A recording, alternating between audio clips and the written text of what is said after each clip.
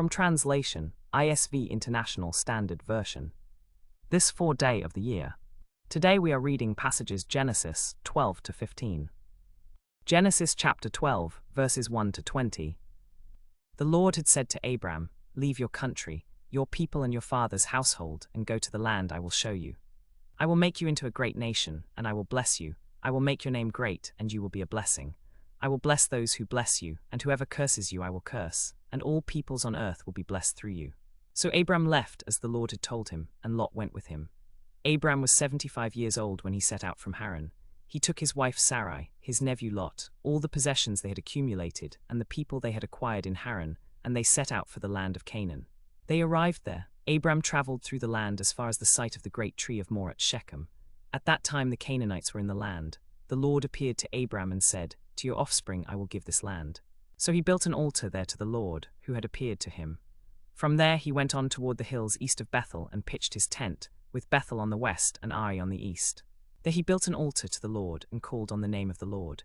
Then Abram set out and continued toward the Negev. Now there was a famine in the land, so Abram went down to Egypt to live there for a while, because the famine was severe in the land. As he was about to enter Egypt, he said to his wife Sarai, "I know what a beautiful woman you are. When the Egyptians see you, they will say, 'This is his wife.' Then they will kill me but let you live. Say you are my sister, so that it will go well with me because of you, and that I may live on account of you." When Abram came to Egypt, the Egyptians saw that the woman was very beautiful. When Pharaoh's officials saw her, they praised her to Pharaoh, and the woman was taken into Pharaoh's palace. He treated Abram well for her sake, and Abram acquired sheep and cattle, male and female donkeys, male and female servants, and camels. But the Lord inflicted serious diseases on Pharaoh and his household because of Abram's wife Sarai. So Pharaoh summoned Abram and said, "What have you done to me? Why didn't you tell me she was your wife? Why did you say, 'She is my sister,' so that I took her to be my wife? Now then, here is your wife, take her and go." Then Pharaoh gave orders about Abram to his men, and they sent him on his way, with his wife and everything he had. Genesis chapter 13, verses 1 to 18. So Abram went up from Egypt to the Negev, with his wife and everything he had, and Lot went with him. Abram had become very wealthy in livestock and in silver and gold. From the Negev he went from place to place until he came to Bethel, to the place between Bethel and Ai, where his tent had been earlier, and where he had first built an altar. There Abram called on the name of the Lord. Now Lot, who was moving about with Abram, also had flocks and herds and tents. But the land could not support them while they stayed together, for their possessions were so great that they were not able to stay together. And quarreling arose between Abram's herdsmen and the herdsmen of Lot. The Canaanites and Perizzites were also living in the land at that time.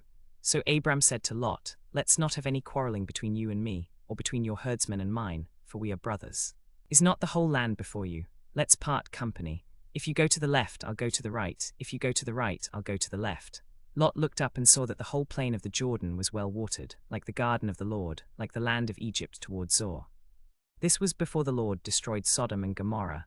So Lot chose for himself the whole plain of the Jordan and set out toward the east. The two men parted company. Abram lived in the land of Canaan, while Lot lived among the cities of the plain and pitched his tents near Sodom. Now the men of Sodom were wicked and were sinning greatly against the Lord. The Lord said to Abram after Lot had parted from him, "Lift up your eyes from where you are and look north and south, east and west. All the land that you see I will give to you and your offspring forever. I will make your offspring like the dust of the earth, so that if anyone could count the dust of the earth, then your offspring could be counted.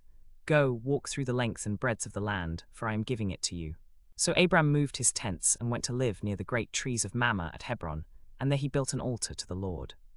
Genesis chapter 14, verses 1 to 24. At the time when Amraphel was king of Shinar, Arioch king of Elasar, Chedorlaomer king of Elam, and Tidal king of Goyim, these kings made war with Barak king of Sodom, Bersha king of Gomorrah, Shinab king of Admah, Shemeber king of Zebzim, and the king of Bela, that is, Zoar. All these latter kings joined forces in the valley of Siddim, that is, the Dead Sea. For 12 years they had been subject to Chedorlaomer, but in the 13th year they rebelled. In the 14th year, Chedorlaomer and the kings allied with him went out and defeated the Rephates in Ashtaroth-Karnaim, the Zuzites in Ham, the Emim in Shaveh-Kiriathaim, and the Horites in the hill country of Seir, as far as El Paran near the desert. Then they turned back and went to En-Mispat, that is, Kadesh, and they conquered the whole territory of the Amalekites, as well as the Amorites who were living in Hazez and Tamar. Then the king of Sodom, the king of Gomorrah, the king of Admah, the king of Zebzim, and the king of Bela, that is, Zor, marched out with their troops. And they prepared for battle in the valley of Siddim against Chedorlaomer king of Elam, Tidal king of Goyim, Amraphel king of Shinar, and Arioch king of Elasar, 4 kings against 5. Now the valley of Siddim was full of tar pits, and when the kings of Sodom and Gomorrah fled, some of the troops fell into them, and the rest fled to the hills. The 4 kings seized all the goods of Sodom and Gomorrah and all their food supplies, and then went their way. They also carried off Abram's nephew Lot and his possessions, since he was living in Sodom. One who had escaped came and reported this to Abram the Hebrew. Now Abram was living near the great trees of Mamre the Amorite, a brother of Eshcol and Aner, all of whom were allied with Abram. When Abram heard that his relative had been taken captive, he called out the 318 trained men born in his household, and went in pursuit as far as Dan. During the night Abram divided his forces against them and attacked them, pursuing them as far as Hobah, north of Damascus. He recovered all the goods and brought back his relative Lot and his possessions, together with the women and the other people. After Abram returned from defeating Chedorlaomer and the kings allied with him, the king of Sodom came out to meet him in the valley of Shaveh, that is, the king's valley. Then Melchizedek king of Salem brought out bread and wine.